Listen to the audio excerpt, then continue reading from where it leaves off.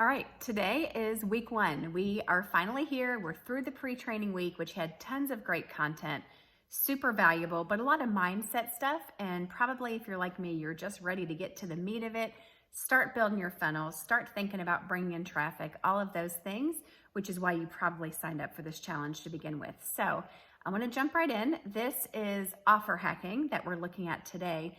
And again, when I started, I had no marketing background, never even thought about looking at hooks or ads or offers. Like I just never had looked at it with a marketing mind. So it's been a lot for me to kind of get my brain around to switch over to thinking about studying marketers.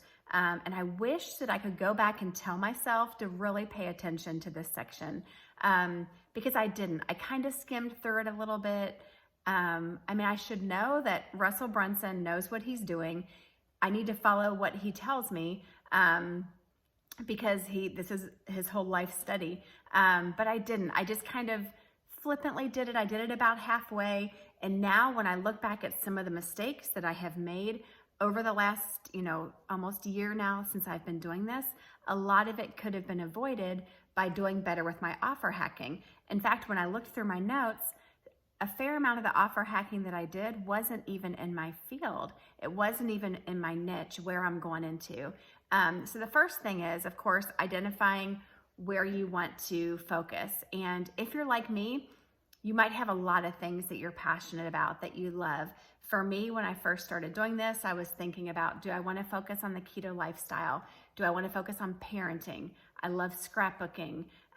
Do I want to focus on the business, like actually selling ClickFunnels, be an affiliate for ClickFunnels? There were a lot of different directions that my mind was going, but you have to just pick one. And so if you're kind of hesitating and not sure where to put your focus, take this opportunity, do the offer hacking, and as you start looking at other people's offers, it will likely trigger for you where you really want to put your focus. Where do you want to spend the majority? Where do you want to spend your time? And for me, I've used this time to grow myself in one area, the keto lifestyle, and knowing that in the future, I might do one of the other areas that is interesting to me, that I might want to take what I have learned in this section of my life and translate it over to what I might do in the future. So for me, it's keto lifestyle right now, knowing that in the future, I might take some of these same principles and apply them to parenting. But what I did is I went in and I looked through different people who are doing healthy lifestyle, diets, things like that. But when I did it, my focus was a little distracted. I have a little bit of ADD going. So I started looking into, I have Tony Robbins on my list. Well, Tony Robbins doesn't have anything to do with the keto lifestyle. So I would just challenge you, don't get derailed like you might have the tendency to do.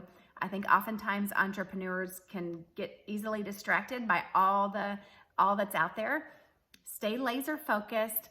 Pick your thing that you're the most passionate about, that you're going to start with your business right now.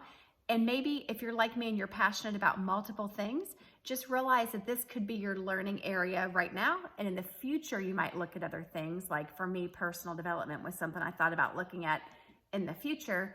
That's why I wrote Tony Robbins down. But be laser focused, be intentional, and do your offer hacking in the area, just one area. Don't be all over the place like I was, because it's not going to serve you well. The benefit of doing this is to really analyze what is in your market. Without knowing that, you're not going to know what you're competing against and what is working for other people in your market. So you've got to pick your market out of the top three: health, wealth, or relationships. You got to narrow that down. You got to start thinking about your sub-market, your sub-niche. What area are you going to go into? And then I would just challenge you, do the actual offer hacking. Take the time, look at all of the different offers of people who are in your space so that you have a true feel for what's going on. Don't be like me. Don't be all over the place looking at some parenting stuff and some self-development stuff, personal development like Tony Robbins. Stay laser focused on what your niche is so that you will be able to do the next steps appropriately. And if you're having trouble thinking of what you want your niche to be, I will tell you that being an affiliate for ClickFunnels The commissions are really high, and it is a great area with a lot of people who are interested in funnels. It's fairly easy to help guide people in it.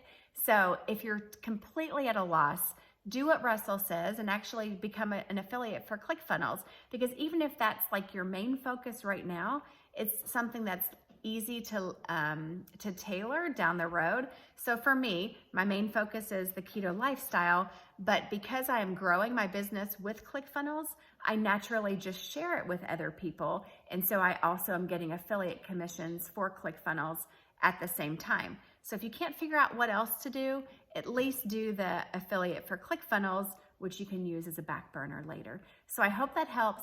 Take the time to do the assignment today, because you will get a ton of value out of it and knowledge. Make sure that you're intentionally looking at what is the hook, what is the story, what is the offer for each of the people that you're hacking, and don't worry about like, oh, I don't want to copy them. If you do this and you look at 10 people, 3 different things for each person, you're not going to direct copy any of them. You're just going to take the best of what makes sense to you and what niche you're going into and put it all together. So it's not copying, it's just kind of merging what is actually working. Yes, you want to be a visionary and an entrepreneur and put yourself out there, but you don't want to blaze a completely different trail.